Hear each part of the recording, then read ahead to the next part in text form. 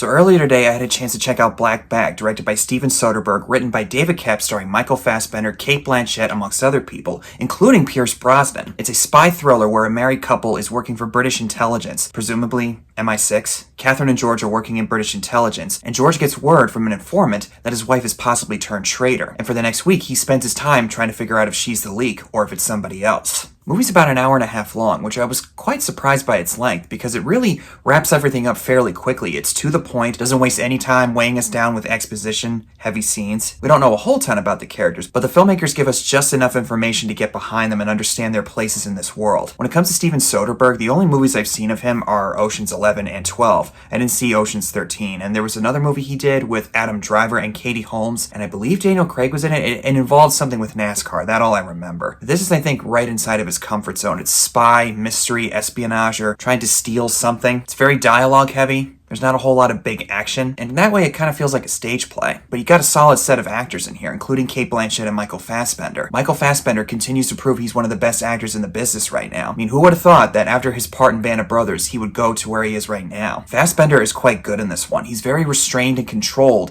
and not getting too emotional over his connection to his wife. Spends most of the movie wondering, can he actually get behind his wife, or is he going to honor his oath to his country? His wife, Cate Blanchett, has her own little secrets that she's keeping to herself. And whenever they ask questions to each other, they just say black bag, and they know that, okay, can't talk about it, classified information. I mean, to think about it, it probably would lead to some tension between a married couple eventually, if they let it. I mean, they know what they signed up for, so I guess you can't really complain if you don't want to. As for my own personal verdict, I thought the movie was quite good. It's not something that I see sticking with me for the foreseeable future or anything, but I think if you're looking for something that's not so mainstream, this would be the one for you. And Soderberg is, I guess, known for going outside of the norms when it comes to filmmaking. Don't quote me on that, I don't know for sure. If anyone is familiar with his work, by and large, you can tell me. For me personally, the movie kind of started somewhat rocky and slow, and I thought to myself, where is this movie going? What are they trying to do here? And if you don't want to know what happens in here, I won't give away anything big. But when a certain moment happens with a recurring character or a minor supporting character, and for myself, I think it got much, much better as it went along. And by the time the finale happens, when it's revealed on who was behind certain events, I think for me it was actually worth it because it started to feel kind of like a slow burn, but thankfully the movie trusts the audience to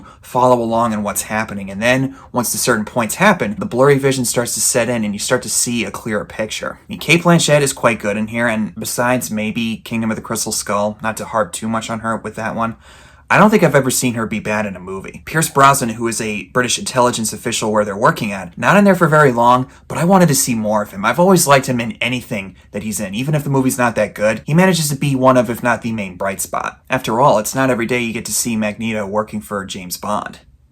The screenplay by David Koepp, the man behind Jurassic Park and the original Spider-Man, to name a few, airtight and doesn't waste any time on anything that's irrelevant. Also, in comparison to Ocean's 11, it's very serious too, but it wisely injects humor at the right moments, mostly through the dialogue. And there's one character who's a psychologist for the agency, Naomi Harris. You might know her as the voodoo woman from Pirates of the Caribbean 2 and 3, and she was Shriek in Venom: Let There Be Carnage. And she was Moneypenny in the later Daniel Craig Bond films. I mean, we got a spy thriller film, and she was in another spy franchise.